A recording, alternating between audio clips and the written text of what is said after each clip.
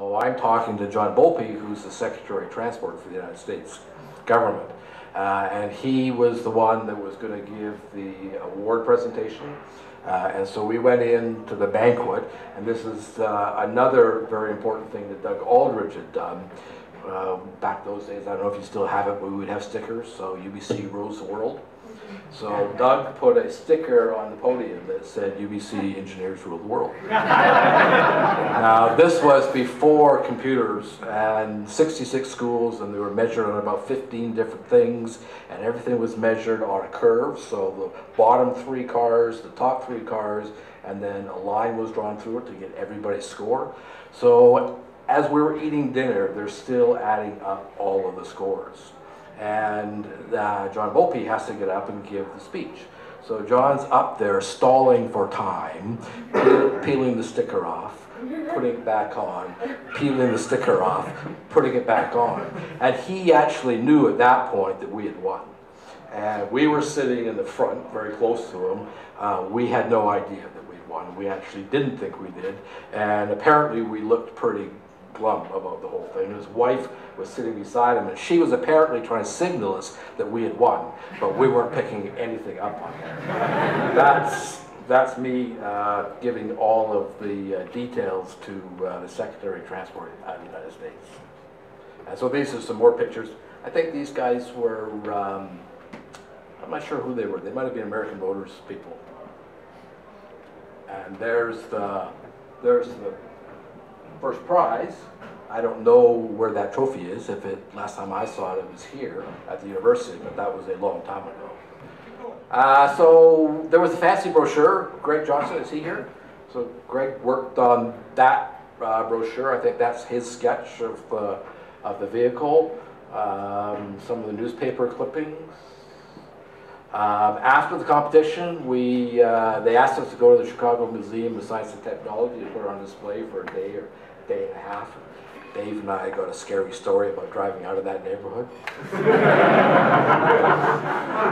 Remember that? Yeah. And then later that year, the Government of Canada flew the car in Hercules to Ottawa to put it on display at the Canada Science and Technology Museum during a NATO convention. It was put in the Vancouver Auto Show, which was a mini crisis in itself, because what happened with the auto show, there was a 5-mile-an-hour bumper test. Right? So Dean showed earlier we had pneumatic bumpers at the front. Well, one of them didn't have quite enough air pressure in it, so we actually cracked the front fender a little tiny bit.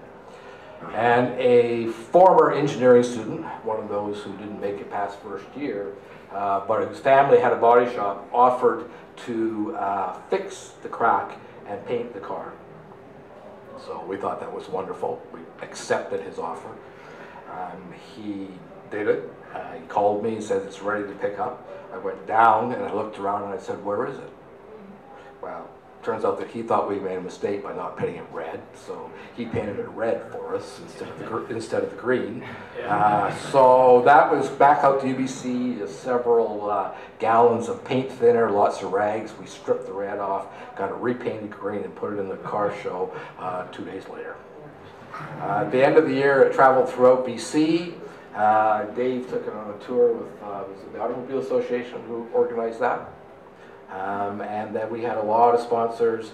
Dean says $100,000 in cash and donations. Doug and I both told him we didn't think it was that much. But Dean says, reality distortion, remember? Reality distortion. Dean forgets that gas was 9 cents a liter in 1972. So yes, we had a couple of gas cards from Esso, but didn't add up to $100,000. Anyway, that's it.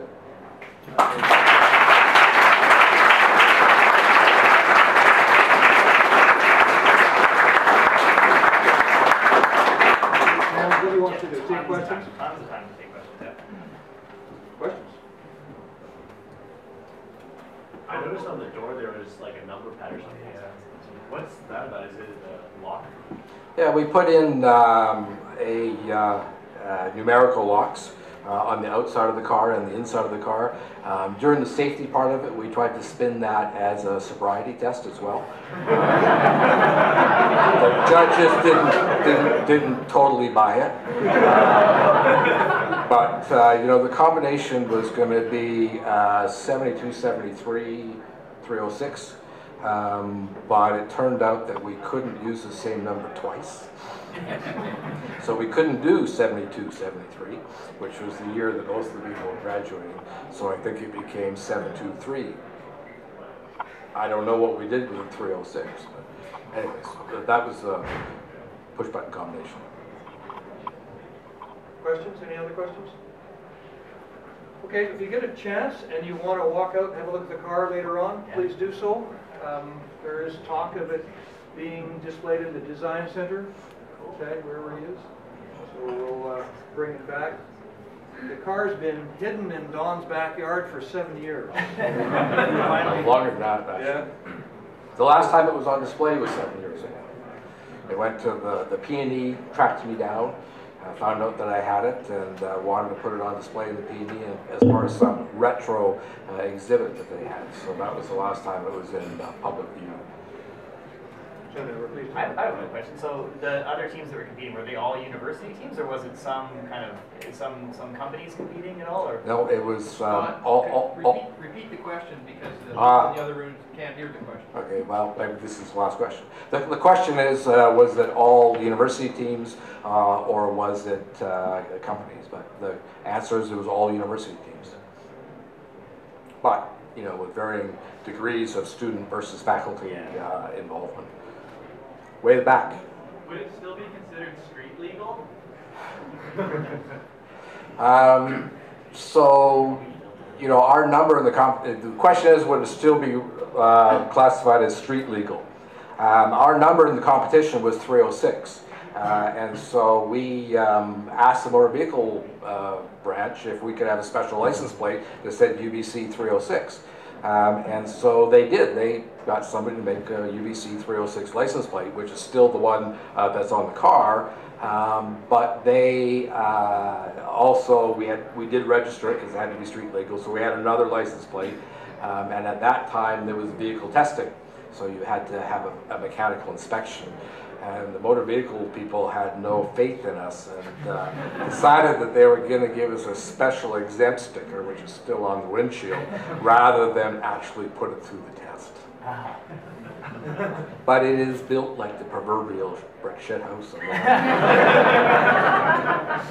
It would be fine on the street.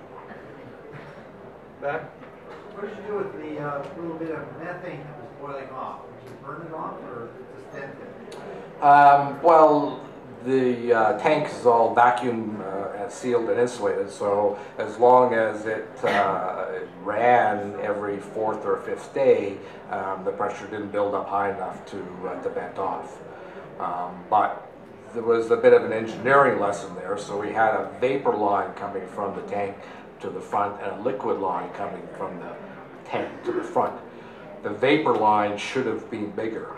So when we start the car up and it's pulling off the vapor, it's got no power whatsoever.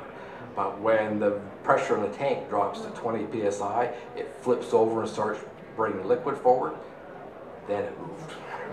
It had enough fuel then, it moved.